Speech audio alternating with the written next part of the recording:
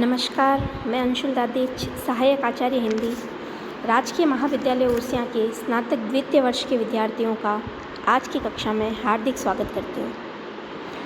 अपने पिछले वीडियो में हमने हिंदी की मूल आकर भाषाओं के बारे में बात करते हुए वैदिक संस्कृत के परिचय और उसकी विशेषताओं के बारे में जाना था। आज के वीडियो में हम लौकिक संस्कृत के परिचय और विशेषताएं तथा वैदिक संस्कृत और लौकिक संस्कृत में अंतर के बारे में जानेंगे। संस्कृत को दो भागों में विभक्त कर हम जानकारी प्राप्त कर रहे हैं, लौकिक संस्कृत और वैदिक संस्कृत।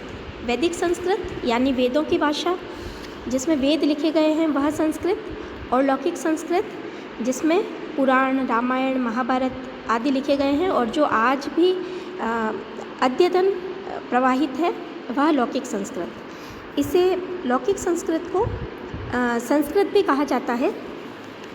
जब वैदिक संस्कृत साहित्य की भाषा थी, उसी अवधि में लौकिक संस्कृत जन साधारण की बोलचाल की भाषा के रूप में विद्यमान हो गई थी और धीरे धीरे वैदिक संस्कृत को अपदस्थ कर यह साहित्य की भाषा बनी।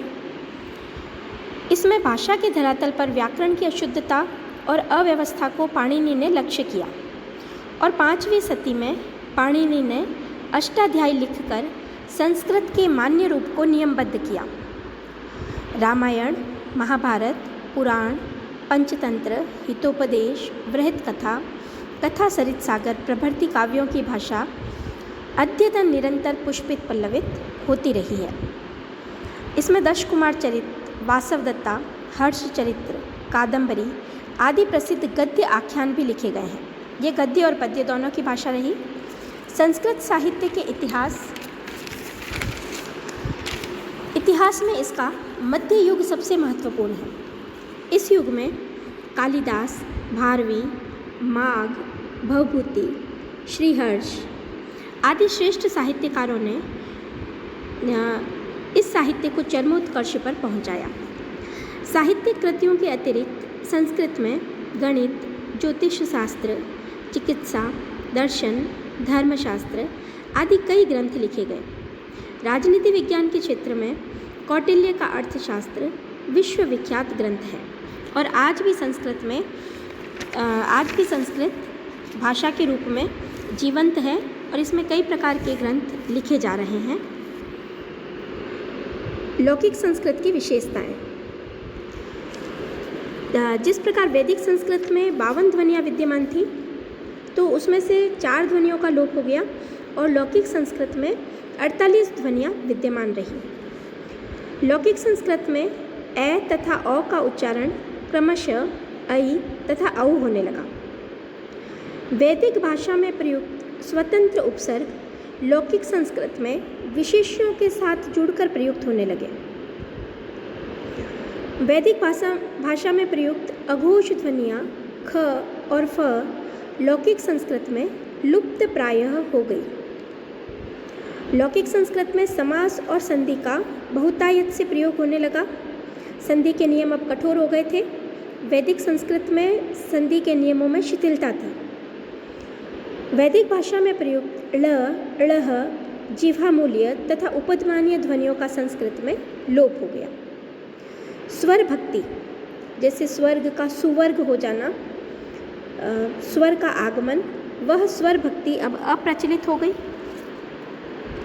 तो इस प्रकार से यह कुछ भिन्नता लिए हुए, वैदिक भाषा से कुछ भिन्नता लिए हुए लौकिक संस्कृत का एक नया रूप प्रचलन में आया। तो अब हम वैदिक संस्कृत और लौकिक संस्कृत में अंतर के बारे में जानते हैं। वैदिक संस्कृत, वैदिक भाषा परिष्कृत और परिनिष्ठित नहीं हो सकी थी क्योंकि यह नियमबद्ध नहीं थी, जबकि लौकिक संस्कृत को पाणिनि ने नियमबद्ध कर दिया था। नियमबद्ध न होने के कारण इसमें अपवादों का आधिक्य था, जबकि मानकीकृत होने के कारण लौकिक संस्कृत में रूप जटिलताएं व अपवादों का आधिक्य नहीं के बराबर था। वैदिक भाषा में री, ली और इनका दीर्घ रूप शुद्ध स्वरों के रूप में बोले जाते थे, जबकि लौकिक संस्कृत में री और ली का ह्रस्व रूप ही शेष रहा और इनका उच्चारण व्यंजन के समीप हो गया। ए ओ संयुक्त स्वर थे, जबकि लौकिक संस्कृत में ए तथा ओ मूल स्वर बन गए। वैदिक संस्कृत में ल लह ध्वनियाँ विद्यमान थी, जबकि लौकिक संस्कृत में ल लह ध्वनियों के स्थान पर ड ढ ध्वनियों का प्रयोग होने लगा।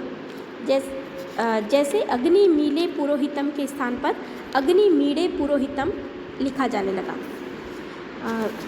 वैदिक संस्कृत में जिह्वामूलीय तथा उपध्मानीय ध्वनियों का प्रयोग होता था, जबकि लौकिक संस्कृत में जिह्वामूलीय तथा उपध्मानीय ध्वनियों के स्थान पर विसर्ग का उच्चारण होने लगा। वैदिक संस्कृत में अनुस्वार शुद्ध अनुनासिक ध्वनि थी, जबकि लौकिक संस्कृत में अनुस्वार पिछले स्वर से मिलाकर बोला जाने लगा। आज भी हम अनुस्वार को इसी प्रकार से बोलते हैं। स्वर भक्ति के रूप लौकिक संस्कृत में वैदिक संस्कृत में प्रचलित थे, जबकि लौकिक संस्कृत में स्वर भक्ति समाप्त हो गई। वैदिक संस्कृत में संगीतात्मक तथा बलात्मक दोनों स्वराघात उपलब्ध थे, जबकि लौकिक संस्कृत में संगीतात्मक स्वराघात बलात्मक स्वराघात में परिवर्तित हो गया। वैदिक संस्कृत में संधि के नियम लचीले थे, जबकि लौकिक संस्कृत में संधि के नियम कठोर हो गए। वैदिक संस्कृत में लकारों में विशेष प्रतिबंध नहीं था। लुंग, लंग, लिट आदि में परोक्षादि का भेद नहीं था। कभी कभी इनका कालेत्तर प्रयोग भी मिलता है, जबकि लौकिक संस्कृत में ऐसा नहीं है।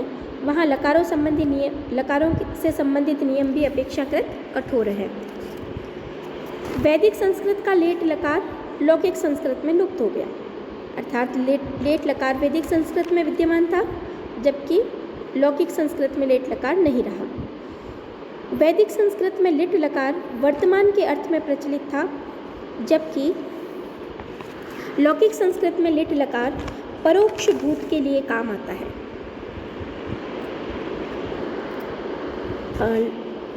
लौकिक संस्कृत में विजातीय शब्द केवल द्रविड़ एवं ऑस्ट्रिक से आए, जबकि लौकिक संस्कृत में यूनानी, रोमन, अरबी, ईरानी, तुर्की, चीनी भाषाओं के शब्दों का भी समावेश हुआ। वैदिक संस्कृत की 3 बोलियां थीं: पश्चिमोत्तरी, मध्य देशीय तथा पूर्वी। लौकिक संस्कृत में दक्षिणी रूप ने भी जन्म ले लिया। इस प्रकार लौकिक संस्कृत की 4 बोलियां हो गई: पश्चिमोत्तर, मध्य देशीय, पूर्वी और दक्षिणी। वैदिक की अपेक्षा संस्कृत में समासों का भी अधिक प्रयोग होने लगा।